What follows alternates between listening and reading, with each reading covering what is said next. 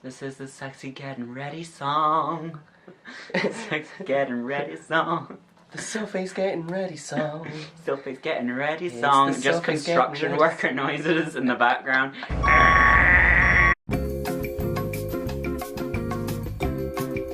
Hello and welcome to episode 8 of an irrelevant discussion drag race edition. Ooh. Ah. Aww. Aww. I'm Glasgow's second best Margaret Thatcher impersonator, Marie Wana. And I put the clam in glamour because I'm a pearl. But not yet a Raja. And who are you? Sophie, I always forget that bit. I always... So, episode 8, RuPaul's Drag Race. I'm surprised we're this far into it already. I know. It feels like just yesterday they all got announced. I know, it's strange. It's flying in. Mm-hmm. But we're at a point now where people are going left, right and centre and It's like the clinic. Yeah. Methadone clinic. I've been there. So the mini challenge this week is the bitch slap. Slap out of it, stupid! I really felt for this challenge because I know what it's like to work with queens and just want to hit them in the face every second of the day. Just every single second. Not me, bitch. What did you think of the challenge? I thought it was really funny. It was so lighthearted, especially because like there was heavy drama between the Vixen and Eureka last. Well, really the Vixen and everyone last week. So it was nice to have that moment of let's just beat the shit out of each other. Yeah, and see what happens. I loved when Asia that Hara actually got hit in the face by RuPaul. Oh my god. It's just like I bet in Untucked she was just like, I'm never washing this face again. I've been touched by a goddess. So the main challenge this week is share the unauthorized musical. It was like fun because it's topical as well, because obviously the new Cher Broadway musical is out and there has not been a singing challenge on Drag Race since Rectangle Girls of the World in season 8. So I was excited, except from our musical theatre babes are gone. I know, I was thinking this, I was like, Blair St. Clair would have won this challenge. Dusty as well, she's musical. Oh my god, we both fell in love with musical theatre queens. So we start off with Cameron Michaels, who does the OG Cher, a little bit on like her life story as well. I didn't actually know her real name was Sherilyn. Like she was. I didn't know that either. That was in like the first line of it. You can tell I wasn't paying any attention. We learned a lot about Cher from Cameron. She did really well. She held the notes really well. I keep saying the word well. She was very good. She held the notes. She had like the bow cut down, and then we had a little sneak appearance by Bonnie, or an actor playing Bonnie, and it was so. That's Bonnie and Clyde, not Sunny and Cher. It's Sunny, not Bonnie. Then we move on to Money Exchange. I liked her bit about cultural appropriation as well. It was very much, this was acceptable then, and nobody really batted an eye at it, and I don't know, it kind of, it was there to play on it. It's kind of like, remember in season 9 when they were talking about the Native American Indian, and it was just like, that's so much cultural appropriation, but at the time it wasn't considered that. Yeah. It kind of played on that a little. I enjoyed it. She did well, I felt. What did you think of her? I thought it was really good. I thought like her voice was absolutely brilliant, and I was rooting for her for this challenge. I thought it was really good. I was rooting for her and Ms. Cracker and Cameron to stand out, and I felt like all of them did that. Yeah, I thought Ms. Cracker would have placed higher in the challenge because she kind of was just saying. I thought she did. Here's the thing, when it got to the judges, I thought she did. I thought she was like, it was between Cameron and Ms. Cracker. But that was not the way the cards fell. I loved what Ms. Cracker did, just like with the auto-tune and everything. I thought it was so funny. She got a really good part as well. Yeah. And I feel like when Asia came out and she said in Untucked that her part was not the best part, it was the unfunny one, it was the Stevie Nicks of this mix. It was the Princess Diana. Yeah. it was like not the strongest one, although it did have the most iconic lines in it, so it was kind of a, well, it could have been better if somebody else had done it, or someone had thought to be creative in it. Yeah, yeah, agreed. The Vixen was a odd duck. Yeah, hers just didn't really seem to like her voice wasn't good, and I don't know, I was just like... I feel like that could have been anyone. I would have probably guessed Cher last if I was to guess anyone. I thought it was a little bit like Chi-Chi's Patti LaBelle, just with the movements and things. It was just a big mess, really. I mean... It was a big mess. There isn't really another word for it. I mean, I can't say that I would have done better. And like, that's not what we say. We aren't going to say, oh yeah, we would have done it this way and that way and done so much better. Yeah, we could have slayed this challenge. So Eureka had opened up about a struggle, like a fear of public singing, which came from a place of disappointment from her father, and which had led to physical abuse. And that is just like a total fear that has just been ingrained into her head. And I thought she was very rusty at the beginning, but she pulled it together. Rusty Day Bottom. Sorry. But she pulled it together.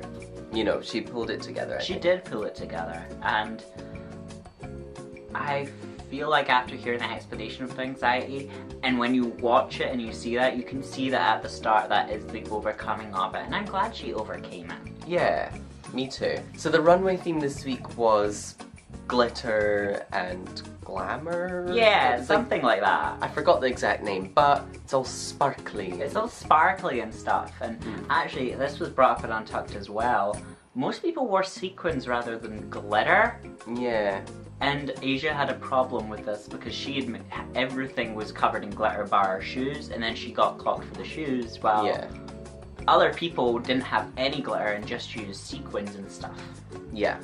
But I feel like that's kind of like grasping at straws a little bit. It's shiny. The gays like the shiny. My favourite runway was probably... It's Crackers. Mine too. I love anything that harkens back to theatre, and it was so different as well. We've never seen her in black hair before. Yeah. And I was like, I completely got the Phantom of the Opera. It was glistening and glamorous, and she's usually like corny and wacky. I mean, we've seen her like her hat hair and her Hawaii look, so it was nice to see something so clean and glamorous. Yeah, it was gorgeous. Like, I really liked it. Who else did really well, do you feel? I really liked Aquaria's, as always. I always like what Aquaria does. I thought it was very cool. I love the little glitter glue. Like, I wasn't entirely sure how she created that because she said she'd poked holes in it. Yeah. To see out of, so I was like, did she literally just like tape over her eyes with like glittery paper? If so, I can get down for that. Yeah. I really loved the Vixen. Yes, yeah, that was cool. It was a little bit Alexander McQueen. I thought it looked a little bit like Aja's look. Like, from the episode she left in, ironically. But like covered in like construction paper and stuff, because it was like similar hair. I loved it. Eureka as well. I liked how she had this thing here and then it matched her hair loaf. I really liked that as well. I was like, oh, that's just really satisfying. The hair loaves have grown on me as well. I didn't like them in season 9, but I love them this season, the hair loaves. Cameron's was nice. I felt Cameron's was pretty. Yeah.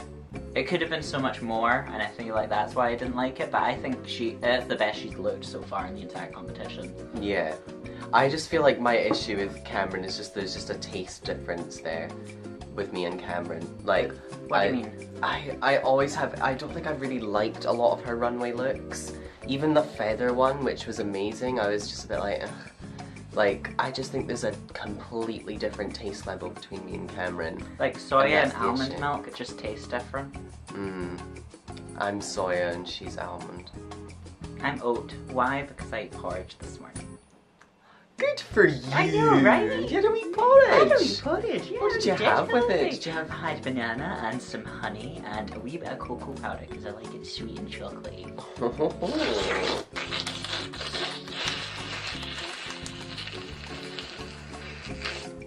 So the winner of this week's challenge is Cameron Michaels. Woo! She said that she was gonna be like shark, silent and then deadly. And she kind of killed it. Cameron Michaels, Jaws, the movie. Dun, dun, dun, dun, dun, dun, dun, dun, dun, dun, dun, dun. Well, I auditioned for Pick Crew, but this is gonna be way more fun. So our bottom two this week are the Vixen and Asia O'Hara. And they lip sync to, oh my god, what's the name of the song? Groove is in the heart. Groove is in the Heart. I can sing it, I don't know the name of it. And they lip sync to Groove is in the Heart, and it's probably the best lip sync this season. It was amazing. I thought there was going to be a double shanty. I thought it was as well, and I feel like it would have been if the Vixen had not been in the bottom three. Like, yeah, this is her third time. Yeah, now, this is her isn't third it? time. Yeah. But I really enjoyed him. I thought it was a great lip sync, and I would have happily seen them both stay. But to be fair, the Vixen has just sort of fallen short at this point.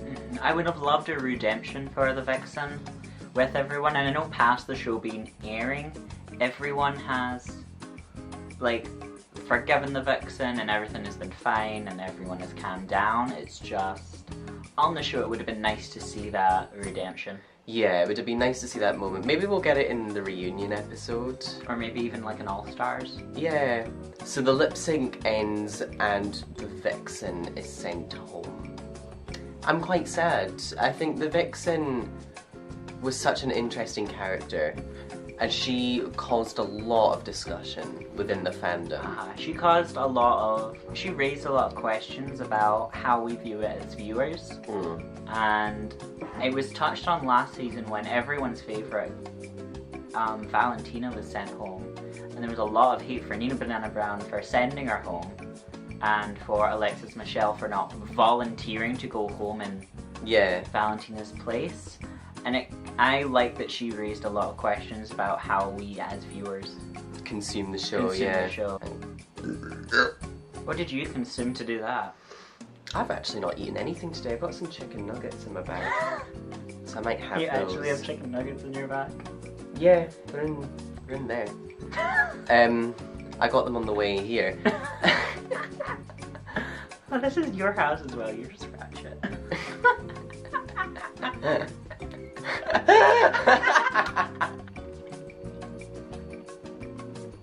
And that's the show. I think it was a good episode. I thought it was judged fairly. I'm sorry, I'm still laughing at the nugget. It was a good episode. It was just very fairly. I'm excited for next week because all the major drama cause has left. So I feel like it's going to be a lot more focused on what the queens are doing now, especially like for screen time as well. Yeah. I always like it when they spend a little bit longer with the judges. Especially like near the end, because it's like we get to hear all sides and opinions of what the judges see and maybe don't see. Yeah. So don't forget to follow us on our Instagram account at House of Irrelevance. That's at HAUS of Irrelevance. I'm at Marie Wanna Queen. This is at Sophie So Fierce. Spell SOOFAESOOFIERCE !